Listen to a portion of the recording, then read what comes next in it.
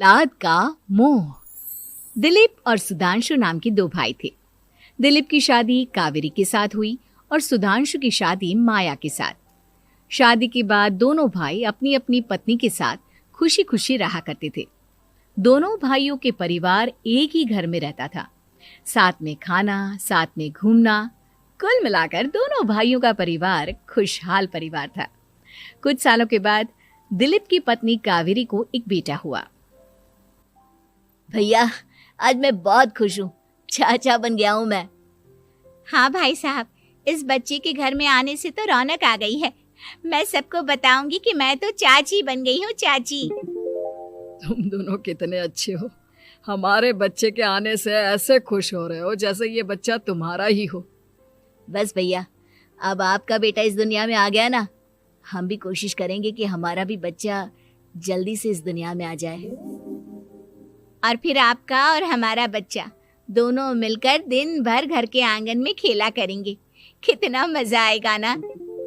सच कहती हो माया, मैं भी उसी दिन का इंतजार कर रही हूँ जब तुम्हारी भी गोद भर जाएगी और मेरे बेटे को एक छोटा भाई या बहन मिल जाएगी। 1 साल बीत जाता है। दिलीप और कावेरी का बेटा अब 1 साल का हो चुका था, लेकिन सुधांशु और माया की कोई औलाद नहीं होती। माया, लगता है कि हमारी जिंदगी में बच्चे का सुख ही नहीं है। ऐसा क्यों कहते हैं? दिलीप भाई साहब का बेटा भी तो हमारा ही बेटा है ना। तुम्हारी बात बिल्कुल ठीक है माया, लेकिन फिर भी हमारा खुद का एक बच्चा होता तो कितना अच्छा होता। हाँ, कावेरी भाभी भी हमेशा कहती हैं उन्हें अपने बेटे के लिए एक छोटा भाई या बहन चाहिए। लेकिन देखिए ना, हमारी तो किस्मत ही कितनी खराब है। हमारे तो सारे ट्रीटमेंट भी फेल हो चुके हैं। डॉक्टर ने भी साफ साफ कह दिया है कि तुम कभी माँ नहीं बन सकती।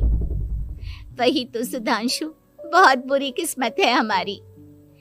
लेकिन माया, हम अपनी किस्मत को इतना क्यों कोस रहे हैं? हम दिलीप भाई साहब के बेटे को अपने बेटे की तरह ही प्यार कर सकते हैं ना। हाँ जी, बिल्कुल सच कहा। मैं भी वैसा कर सकती हूँ। चाची हूँ, उसे छोटी माँ का प्यार नहीं दूंगी क्या?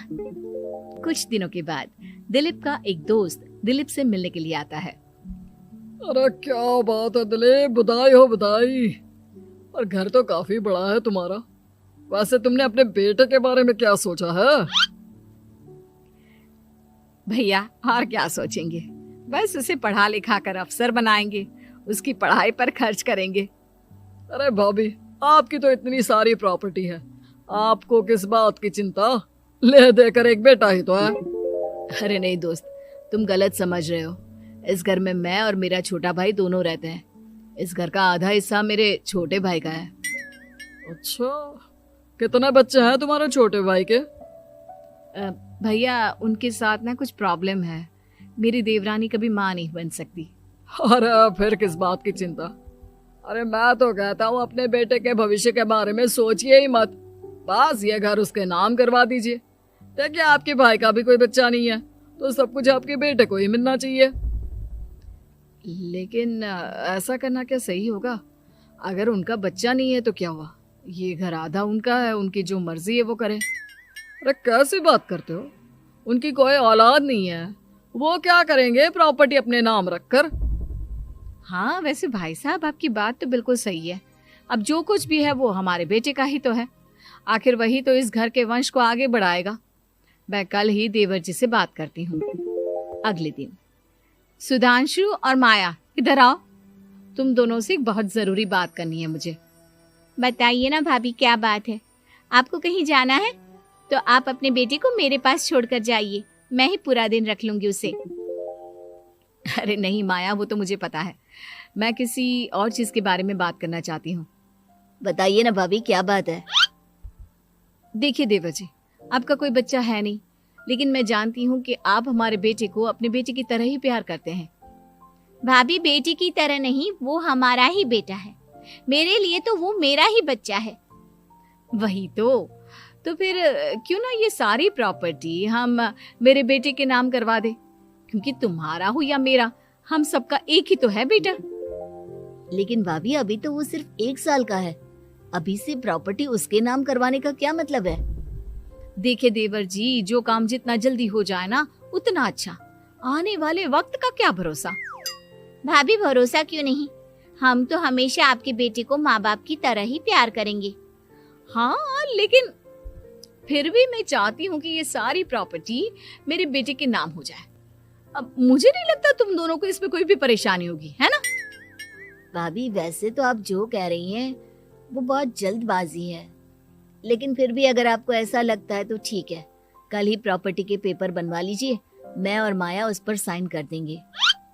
इस तरह से अगले दिन प्रॉपर्टी के पेपर बनवाकर सारी प्रॉपर्टी दिलीप और कावेरी के बेटे के नाम पर करवा दी जाती है। कुछ दिनों के बाद सुधांशु, सुबह सुबह ये कौन लोग आ गए हैं तुम्हारे घर पर? भैया वो ऊपर वाला कमरा खाली पड़ा था ना, सोच रहा था किराएदार रख देता हूँ। लेकिन किराएदार रखने से पहले आपने हमसे पूछा भी नहीं।